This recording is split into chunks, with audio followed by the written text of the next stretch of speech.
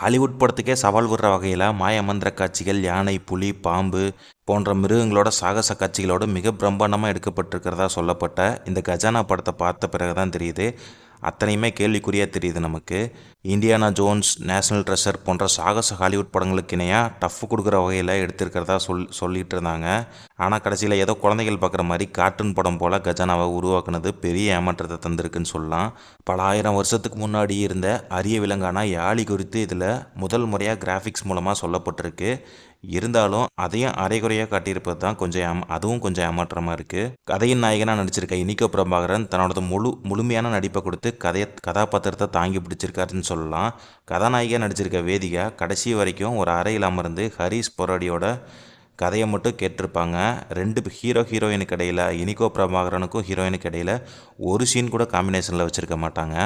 ஆராய்ச்சியாளராக வர பிரதாப் போத்தன், எழுத்தாளர் ஹரிஷ் பொராடி, காட்டை பாதுகாக்கிற பணியில் இருக்க வேலு பிரபாகர், இவங்க எல்லாத்தோட கதாபாத்திரமும் அழுத்தம் இல்லாமல் நடிச்சிருக்க மாதிரி இருக்கும். நாகதேவதையாக நடிச்சிருக்க சாந்தினி ஒரு சில காட்சிகள் மட்டும்தான் வந்து போவாங்க. யோகி பாபு அப்புறம் மொட்டை ராஜேந்திரன் காட்சிகள் காமெடிக்காக தனி ட்ராக்காக எடுத்துகிட்டு போன மாதிரி இருக்குது. துண்டாக தெரியுது படத்தில்.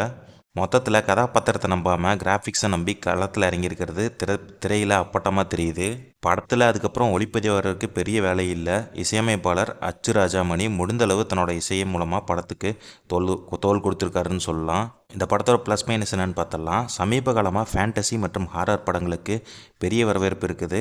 ஆனால் சிலர் கதையை நம்பாமல் கிராஃபிக்ஸ் காட்சிகளை நம்பி ஃபேண்டசி படத்தை எடுக்க விரும்புகிறாங்க.